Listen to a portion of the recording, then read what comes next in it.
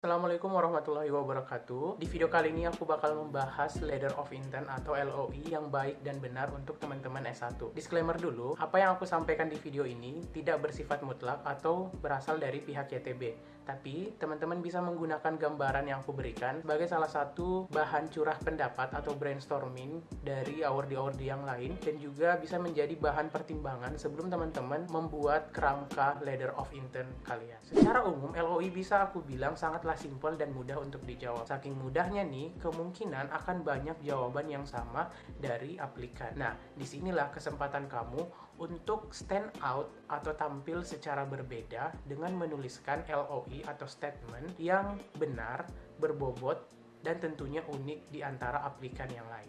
Oke, yang pertama aku bakal sedikit membedah model dari Letter of Intent S1 yang dimana cuman ada dua kolom utama yang terdiri dari satu personal statement atau sering kita sebut dengan motivation letter, kemudian yang kedua adalah additional item. Setiap kolom hanya diberi batasan maksimal 3000 karakter. Nah, di sini aku bakalan mencoba menjelaskan tiap kolomnya. Kita mulai dari kolom yang pertama. Yang pertama, kolom motivation letter. Nah, bedanya Motlet beasiswa umum dengan beasiswa YTB adalah kalau beasiswa umum teman-teman bebas untuk menentukan poin-poin yang bakal menjadi pembahasan di dalam sebuah esai tersebut atau yang kita sebut Motlet. Sedangkan beasiswa YTB itu sudah dipermudah dengan mengubah poin-poin dari Motlet ini menjadi sebuah pertanyaan. Nah, pertanyaan yang pertama itu adalah pengalaman akademik dan sosial. Ini sebenarnya hampir sama dengan prestasi akademik dan non-akademik.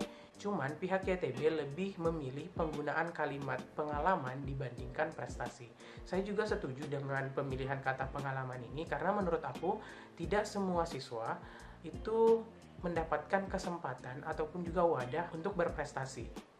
Prestasi yang aku maksud di sini adalah biasanya yang bersifat administratif dan juga dapat diukur. Misalnya dengan juara ataupun berupa sertifikat penghargaan. Sedangkan ketika kita lebih jauh melihat makna dari prestasi, yaitu adalah kegiatan yang pernah kita lakukan yang dimana itu berdampak positif bagi diri kita dan juga orang-orang di sekitar kita. Nah, dengan kata pengalaman ini, semua orang berhak untuk mendeskripsikan prestasi mereka. Tapi di sini aku bagi dua. Yang pertama, untuk teman-teman yang memang sudah dapat kesempatan untuk berprestasi pada saat SMA, gunakan kolom ini untuk menuliskan prestasi kalian dengan baik dan benar.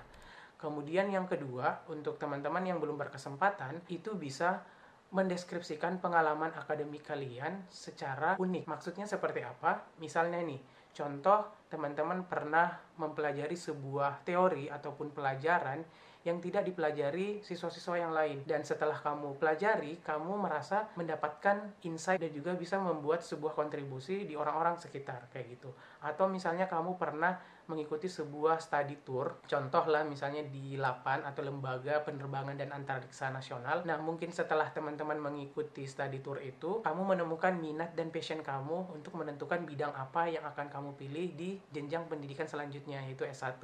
Nah, seperti itu juga bisa menjadi sebuah pengalaman akademik. Dan juga pengalaman-pengalaman lainnya silahkan dieksplor lebih jauh. Dan di sini aku ngasih tips juga untuk teman-teman yang punya prestasi. Ada contoh kasus yang bakal aku sampaikan. Yang pertama, contohnya seperti ini. Misal ada dua orang yang sama-sama aktif di sebuah organisasi yang bernama Kelompok Ilmiah Remaja. Atau di SMA kita sering sebut dengan KIR. Yang satunya ketua, yang satunya anggota. Tapi yang si ketua ini cuman menuliskan di letter of intent-nya seperti ini. Ketika SMA, saya menjabat sebagai ketua KIR. Sampai situ. Kemudian yang kedua ini, karena dia mengerti bagaimana mendeskripsikan sesuatu dengan seni, dia menuliskan seperti ini.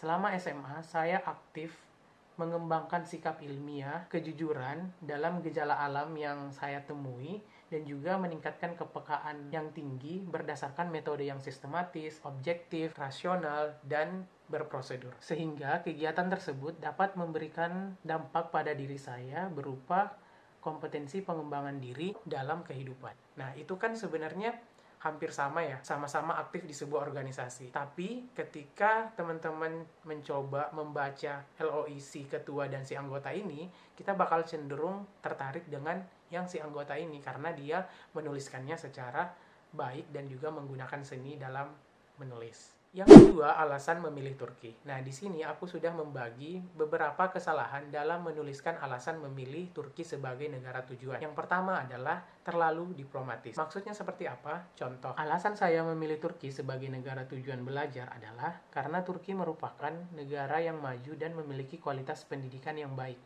sehingga nantinya mampu membantu saya dalam menggapai cita-cita. Nah, menurut aku ini informasi yang masih sangat general dan juga logikanya untuk mencapai sebuah cita-cita itu bisa di negara apapun, nggak harus di Turki. Makanya teman-teman coba cari informasi terkait dengan prestasi negara Turki, khususnya di bidang pendidikan 5 tahun terakhir. Misalnya bagaimana ranking publikasi ilmiah negara Turki di dunia, bagaimana tingkat penyerapan tenaga kerja lulusan Turki di dunia, dan lain-lain. Bahkan teman-teman bisa mencari informasi-informasi unik terkait dengan pendidikan Turki yang dimana itu teman-teman bisa temukan melalui artikel ilmiah 5 tahun terakhir. Jangan lagi gunakan informasi atau data yang teman-teman dapat dari blog-blog orang Indonesia yang membahas mungkin 7 alasan memilih kuliah di Turki yang ada di internet. Karena ketika kamu meng-copy paste yang itu mungkin udah di copy paste juga sama teman-teman kalian yang lain, dan hasil apa yang kalian tuliskan di LOI itu adalah hal-hal yang bersifat umum dan juga banyak dituliskan orang-orang. Sedangkan LOI ini bertujuan untuk membuat teman-teman stand out atau tampil beda dengan statement yang kalian tuliskan di Letter of Intent. Yang kedua, tidak nyambung dengan bidang yang akan dipilih. Contohnya, misalnya nih ada yang nulis, alasan saya memilih negara Turki adalah untuk mempelajari budaya yang multikultural antara budaya barat dan juga budaya timur. Itu kan sekilas benar ya, Turki memiliki budaya yang multikultural. Tapi untuk kolom ini itu sangat tidak disarankan karena memang udah jelas selalu statement yang kalian keluarkan itu berkaitan dengan bidang yang kamu pilih.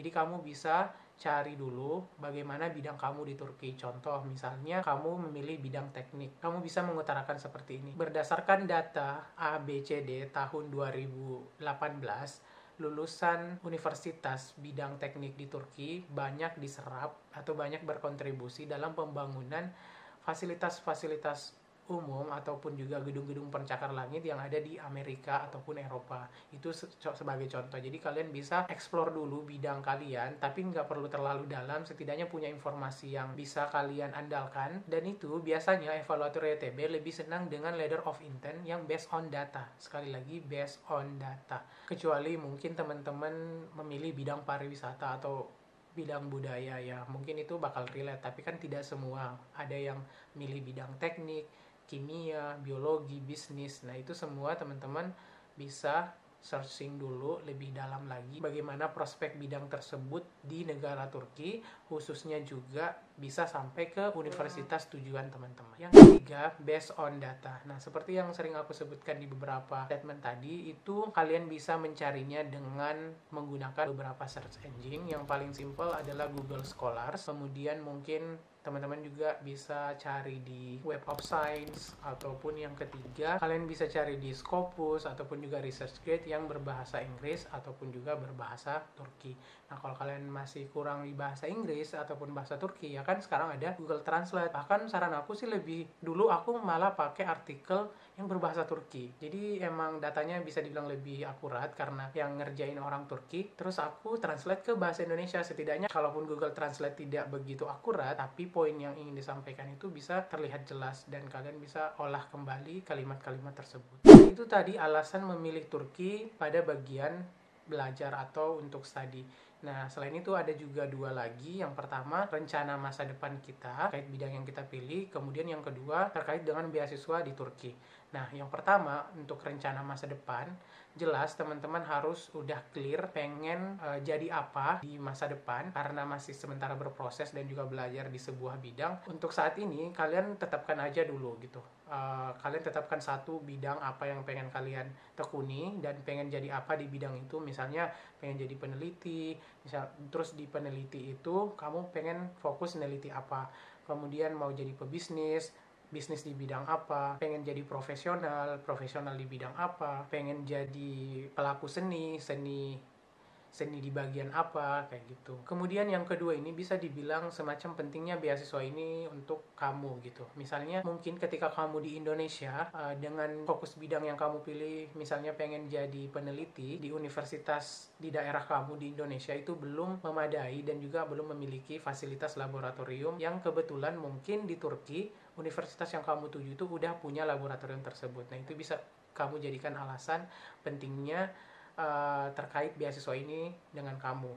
Kemudian bisa juga misalnya dalam hal finansial. Mungkin ketika kamu kuliah di Indonesia, maka kamu belum sanggup membayar uang kuliah tunggal yang cukup tinggi bagi kamu, dan ketika mendapatkan beasiswa itu bisa mengurangi beban finansial dan bisa lebih mudah untuk menggapai cita-cita kamu. Nah, itu tadi untuk bagian kolom yang pertama. Untuk kolom selanjutnya adalah additional item. Ini nggak ada bedanya untuk yang S2 yang aku pernah sebutkan di video sebelumnya.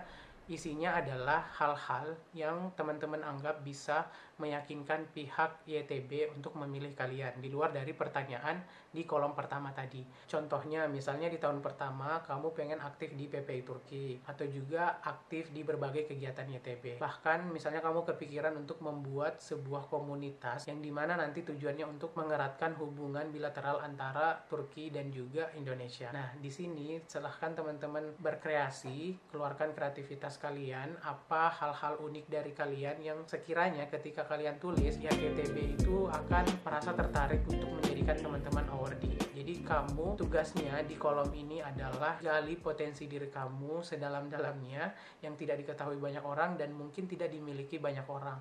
Nah, dengan statement kamu di akhir ini bakal bisa mengubah paradigma ataupun pandangan evaluator terhadap kamu. Bahkan bisa saja dari statement-statement kamu di beberapa kolom-kolom pengisian aplikasi YTB ini kurang, tapi ketika di additional item ada hal-hal yang membuat mereka, oh kayaknya anak ini layak gitu untuk dapat beasiswa, itu bakalan sangat membantu. Jadi jangan disepelekan, pergunakan kolom ini sebaik mungkin, dan saya berharap teman-teman bisa menjadi awardee YTB tahun ini. Oke, jadi sekian dulu video kali ini. Jika ada pertanyaan yang kurang dimengerti, silahkan tulis di kolom komentar. Jangan lupa support channel ini dengan subscribe, nyalakan notifikasi, sebarkan ke teman-teman kalian biar bisa menjadi kebaikan jariah juga buat teman-teman. Dan itu bisa jadi juga salah satu alasan teman-teman lulus YTB karena senang berbagi informasi ke orang lain. Itu sih juga salah satu tips aku. Dan jangan lupa follow aku di Instagram @fahrukiwaris. Semoga bermanfaat. See you in the next